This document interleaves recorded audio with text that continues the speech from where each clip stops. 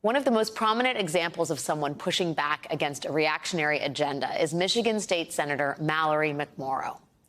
1 year ago yesterday, McMorrow became a household name when she delivered this rebuke to Republicans in her state. I didn't expect to wake up yesterday to the news that the senator from the 22nd district had overnight accused me by name of grooming and sexualizing children in an email fundraising for herself.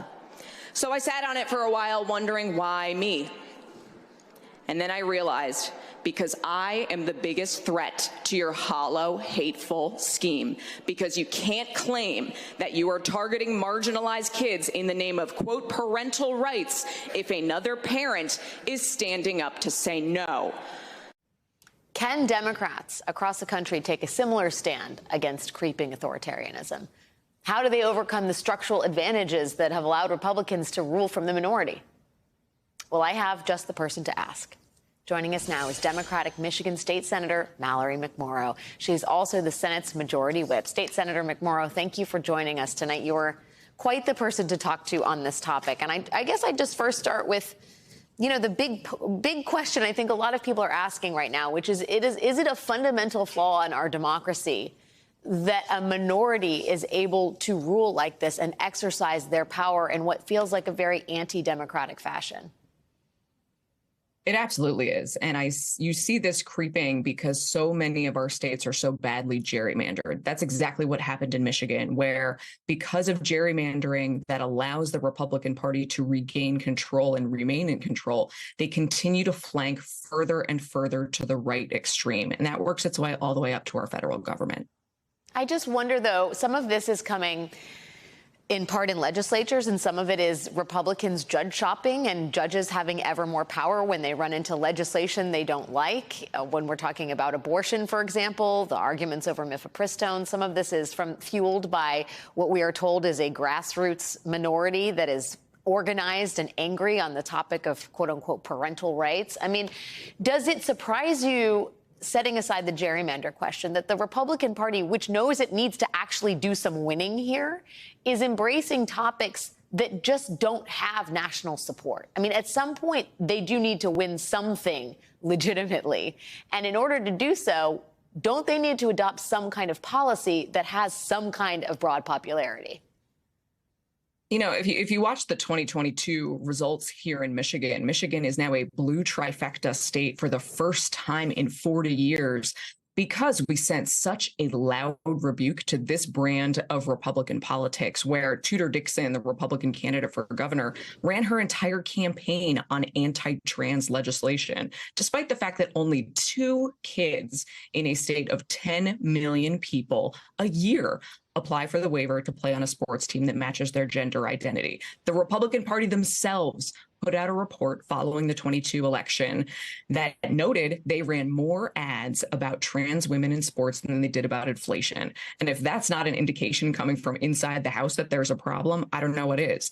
But the lesson they seem to have taken away from the results in places like Michigan is not to come back to where a majority of people are. It's to double and triple down on crazy. So we have to take the veil off, reveal it for what it is, and point out that it's just ridiculous and it's not solving anybody's real problems. What is it about the trans kid thing? You point out the vanishing. There's no evidence really that this is something that Americans broadly are grappling with, right? This idea of child trans athletes in sports. What is it about that issue that so fixates and animates the Republican Party?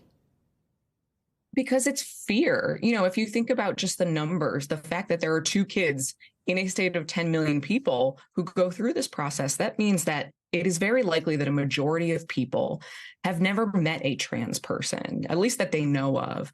And if you just look at, you know, the instances of gun violence over the weekend where we saw an 85-year-old man fire a gun at a kid who knocked on his door and has already admitted it's because he was paranoid. It's because of the NRA. It's because he was watching Fox News and believes that everybody's out to get him. And it is legislating and governing by fear. It's really easy to fear something that you don't understand, and it's just classic scapegoating. Do you think that argument, and I agree with you, I think fear is so central to all of this, but do you think that concept of fear and fear-mongering extends to the abortion question? Because that seems to be, I mean, there seem to be a number of sort of cross currents there. There's a very, very engaged, hardcore anti-choice movement that is in large part powering this against what is political reality, the political reality that the GOP faces on this topic. But as a sort of organizing factor, is fear part of it? Is it misogyny? What about people having bodily autonomy scares Republicans? I mean, all of these things intersect. We, believe it or not, just had a vote here in the Michigan State Senate to repeal a ban on couples living together before they get married. Michigan is currently one of only 2 states that has this ban on the books, and 5 or 6 Republicans voted to keep the law on the books in the year 2023. It is absolute madness. But what we saw with Dobbs is once the Dobbs decision came down, you could no longer have this conversation in extremes, because previously there had always been a backstop. So Republicans could use rhetoric that was extreme because they knew that there was always the protection. But once Dobbs came down and that protection went away, what we saw here in Michigan is in Republican areas, Democratic areas, rural areas, urban areas, women were having real conversations about all of the many ways that a pregnancy can go wrong, that your birth control can fail, and you could no longer just message based on fear, because this was suddenly real. And in Michigan, we had an abortion ban that was about to go into effect if we didn't act. Republicans are on the losing side of this issue. And the same is true for LGBTQ issues. Once we reveal the reality, and we connect it to the fact that they're just distracting, again, from, running more anti-trans ads than they did ads about inflation. We got to show people this is just to make you so angry and hateful and fearful about something you may never live through or never experience that you don't even notice that they don't care about you either.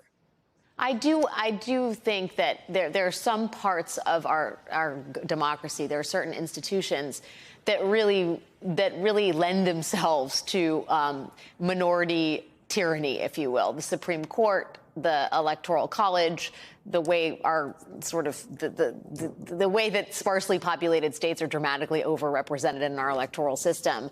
It seems like the lower courts especially are really, really important in this moment in terms of fighting off this kind of creeping authoritarianism. And I wonder if you think the Democrats are aggressive enough, if they're doing enough. I'll ask you, there's a huge debate about Dianne Feinstein, the senator who is ill right now, and the complications that illness has given risen to in terms of Democrats moving Joe Biden's nominees through the courts. Do you have a position on that? And do you think generally the Democrats are being aggressive enough, given the state of affairs with the Republican Party? I think we are finally starting to learn how to be more aggressive. And I say that watching how much energy and awareness there was about the Wisconsin Supreme Court race, about the awareness about what's happening in Tennessee in that state legislature, about what is happening in Nebraska. And I think for too long, Democrats really looked for the shiny new thing at the top. Who was the one person who was going to be our new hope? We saw how much money Democratic donors donated to Amy McGrath, $96 million, to try to defeat Mitch McConnell when we were ignoring everything else. That's changing. And we have to keep going and recognize that it's the entire infrastructure. It is the local courts. It's your state legislature. It's your state Supreme Court, all the way on up. If Dobbs did anything, it showed how important the states are, that states are the front lines. And we've got to keep our attention here and not get distracted by Ron DeSantis and Donald Trump and whatever is happening at the top. That's just going to be absolute madness for the next year. Well, we're keeping an eye on what Ron DeSantis is doing in the state of Florida, although, he is obviously a national player. There is a lot happening on the ground. We appreciate your time, Democratic Michigan State Senator Mallory McMorrow. Thanks so much for your wisdom and your thoughts this evening. Thank you.